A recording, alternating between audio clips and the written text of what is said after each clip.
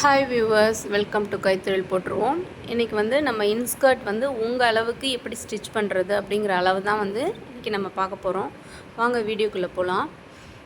நான் வந்து எடுத்திருக்கிறது சுடிதார் மெட்டீரியலோட பேண்ட் கிளாத். அது வந்து நல்லா காட்டனில் இருந்தது.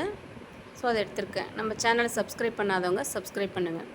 இப்போ வந்து பார்த்திங்கன்னா மேலே வந்து ஹிப் சைஸ் வந்து எனக்கு வந்து 20 back side 20 plus 3 inch extra வச்சுருக்கேன். அப்போ வந்து 43. ஹைட் வந்து 32. உங்கள் ஹைட் என்னவோ அதை அளந்து எடுத்துக்கோங்க. அப்புறம் கீழே பாட்டம் பார்த்திங்கன்னா எனக்கு 35 + 35 ஃப்ரண்ட்டு பேக்கும் 70. ஸோ அதை நான் வந்து அளந்து எடுத்துருக்குறேன். இப்போது நம்ம வந்து அளவு அளந்தாச்சு. இப்போ இன்னொரு தடவை பாருங்கள். பாட்டம் வந்து 35 வந்து 70. ஸோ அந்த அளவு வந்து நம்ம வந்து அளந்து எடுத்து மார்க் பண்ணிக்கோங்க. பாருங்கள், நம்ம கிளாத்தை வந்து ரெண்டாக ஃபோல்ட் பண்ணிக்கலாம். ஏன்னா நம்ம 6 பார்ட் தைக்க போகிறோம். அதனால் நம்ம மேலே ஹிப்பு வந்து 43 எடுத்தோம். அதை வந்து 6ஆக பிரிக்கணும். 6ஆக டிவைட் பண்ணி நான் வந்து போட்டிருக்கேன். 7 வந்தது. நெக்ஸ்ட்டு பாட்டம் வந்து 35 + 35 70யும் 6ஆக டிவைட் பண்ணுறோம். பண்ணால் 11.6. ஸோ இதுதான் நம்ம அளவு. இப்போ பாருங்கள், ரெண்டாக போட்டிருக்கிறதுல மேலே 7.1 அடுத்தது அளவு எடுத்துக்கணும். அடுத்தது டேப் வச்சு 11.5 மெஷர் பண்ணிக்கோங்க. அடுத்ததும் 7.1. அதே வந்து இப்போ அப்படியே கீழே வந்து மெஷர் பண்ணும்போது பாட்டமில் அப்படியே மாற்றி மெஷர் பண்ணணும். 11.5 7.1 11.5 நடுவில் அதை வந்து கோடு போட்டிங்கன்னா கிராஸாக வரும் கோடு. மேலே 7 கீழே 11 வரும்போது ஸோ வர கிராஸாக வரும். இப்போ நான் இப்போ மார்க் பண்ணியிருக்க இடத்த நம்ம வெட்ட போகிறோம்.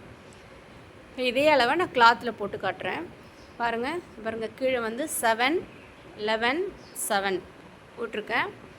அதே வந்து இப்போ வந்து மேலே போகும்போது அப்படியே மாறி போடணும்.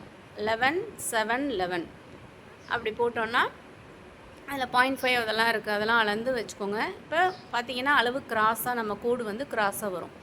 7 11 வரும்போது கிராஸாக வருது. பாருங்கள், வெட்டியாச்சு. ஸோ இது ஃப்ரண்ட்டும் பேக்கும். இப்போ என்ன பண்ணணும், 7 இருக்கிற பார்ட்டெல்லாம் அப்படியே திருப்பி போடணும். மேலே வந்துடணும். அப்போ தான் வந்து இப்படி இந்த ஷேப்பில் வரும். வி ஷேப்பில் வந்து நமக்கு கிடைக்கும். பாருங்கள், அந்த லாஸ்ட்டு 2 பீஸை மட்டும் அப்படியே திருப்பி போட்டோம். இப்போ அந்த ஜாயிண்டெல்லாம் ஜாயின் பண்ணியாச்சு. இன்ஸ்கர்ட் ஜாயிண்டெல்லாம் ஒரு ஓரம் மட்டும் நான் வந்து ஜாயின் பண்ணாமல் வச்சுருக்கிறேன்.